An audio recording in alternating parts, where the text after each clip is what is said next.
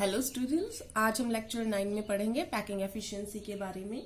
Packing efficiency क्या बोलती है? It is a percentage of the total space filled by the constituent particles. इसका मतलब कि जो कॉन्स्टिट्यूएंट पार्टिकल्स थे, एटम्स हो, मॉलिक्यूल्स हो या आयंस हो, वो कितना पैक कर रहे हैं। इसका मतलब एक तरीके से समझ लो कि कितना भर लिया उन्होंने स्पेस, उसको बोल रहे हैं वो पैकिंग एफिशिएंसी। और जो खाली स्थान आ गए, जो वॉइड आ गए, वो होता है एम्प्टी स्पेस, वॉइड स्पेस। तो पैकिंग एफिशिएंसी किसकी बात कर रहा है? जो पार्टिकल्स ने जगह घेर ली, ठीक है ना। It is the percentage of total space occupied. अब बात करते हैं कि हम अलग अलग बताई थी। जैसे आपको अगर ध्यान हो, मैंने सिंपल क्यूबिक के लिए बताई थी कि उसकी होती है 52% के करीब। उसके बाद हमने बोली थी कि जो बॉडी सेंटर्ड यूनिट सेल होती है उसकी होती है 68%, जो फेस सेंटर्ड होती है उसकी होती है 74%, एचसीपी होता है 74%। तो ये कैसे कैलकुलेट किया गया कि ये इतना स्पेस इन्होंने ऑक्यूपाई किया कॉन्स्टिट्यूएंट पार्टिकल्स ने? पैकिंग एफिशिएंसी कैसे कैलकुलेट की? तो वो आज हम पढ़ेंगे पैकिंग एफिशिएंसी हमने कैसे कैलकुलेट की। सबसे पहले हम मानते हैं कि हम एक सिंपल के लिए कैलकुलेट करते हैं। For simple cubic unit cell, simple cubic अगर याद हो तो उसके अंदर पार्टिकल जो होते हैं वो सिर्फ कहाँ पर होते हैं? Only at corners. तो 8 कॉर्नर्स जो है वहां पर कॉन्स्टिट्यूएंट पार्टिकल्स मौजूद होते हैं, बस। तो अब हमने बनाना है कॉन्स्टिट्यूएंट पार्टिकल्स ऐसे पे मौजूद है, तो कैसे बनाएंगे? तो उसके लिए हम क्या करेंगे, हम एक बनाते हैं सिंपल एक क्यूब, ताकि आपको बता सकें कि कैसे कॉन्स्टिट्यूएंट पार्टिकल्स उसमें अटैच्ड है। अगर कल आपको ध्यान हो, स्क्वायर वाला दिखाया था, तो कहाँ होता है, क्या होता है उसके अंदर? एक, मैं सिर्फ सामने वाला फ्रंट वाला बना रही हूँ क्योंकि पीछे वाला अलग दिखेगा। यहाँ पर जो है, यहाँ पर अगर एक सर्कल है ऐसे फॉर एग्जाम्पल, तो दूसरा सर्कल इस कॉर्नर पे है, तीसरा इस कॉर्नर पे, चौथा इस कॉर्नर पे। अगर आपको ध्यान हो, मैंने 4 चूड़ियां आगे रखी थी, 4 चूड़ियां एग्जैक्ट पीछे रखी थी, ऐसे बनेगा ना। तो अब बात करो, हम इसकी बात कर रहे हैं जैसे।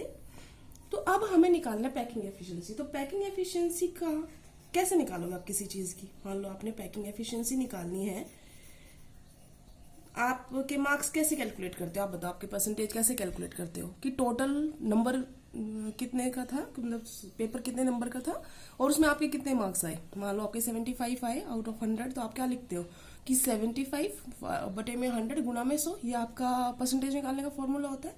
तो पैकिंग एफिशिएंसी कैसे निकालेंगे हम कि कितना वॉल्यूम ऑक्यूपाइड किया गया बाय एटम, मतलब कितने मार्क्स आपने लिए, एक्चुअली कितने मार्क्स का पेपर था, total volume of unit cell. Unit cell ने पूरा स्पेस दे रखा था, इनटू में क्या कर देंगे हम 100, ठीक है।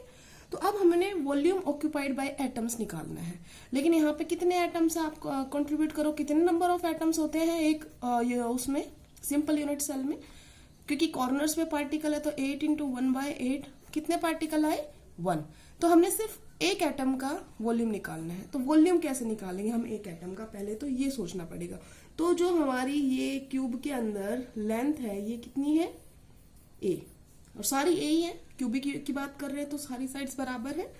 उसके बाद अगर आप देखो, ये जो a है ये डिवाइड हो रहा है किससे? इनकी रेडियस से, है ना। तो इसका मतलब जो ये r है इधर, यहां से लेके यहां तक, तो a is equal to 2r लिख सकते हैं ना हम। तो हम पहले बात करते हैं वॉल्यूम ऑफ 1 एटम। जो आपको एक एटम दिखाई दिया उसका वॉल्यूम कैसे निकालोगे आप? किसी भी स्फेरिकल चीज का वॉल्यूम कैसे निकालते हैं? 4/3 पाई आर क्यूब। अब 4/3 पाई आर हमने ये ली है radius, I pi r cube, ये हो गया एक एटम का। और इस सिंपल क्यूबिक यूनिट सेल में एक ही एटम है, इतना हो गया। उसके बाद हमें निकालना है total volume of unit cell. तो हमने total volume of unit cell, अब यूनिट सेल क्या होती है? क्यूब है। क्यूब का क्या करोगे आप? Length into height into breadth, और तीनों ही बराबर है, तो ये a कितना आ गया? a की क्यूब, ठीक है, ये आ गया आपका a की क्यूब। उसके बाद हम बात कर रहे हैं कि ये यहाँ पर रख दो, लेकिन इन दोनों में कोई चीज कॉमन है नहीं है, तो हम इसको किसकी इस फॉर्म में लिख सकते हैं, हम इसको आर की फॉर्म में लिख सकते हैं कि नहीं, क्योंकि ए इज इक्वल टू क्या है, आप देख सकते हो इस डायग्राम से, ए इज इक्वल टू आर। ठीक है, तो हमारा टोटल वॉल्यूम क्या हो गया ऑफ यूनिट सेल, ए की क्यूब, इसका मतलब 2r की क्यूब, 2r क्यूब को और आप करोगे तो 8r की क्यूब, इतना हो गया। अब हम पैकिंग एफिशिएंसी लिखते हैं,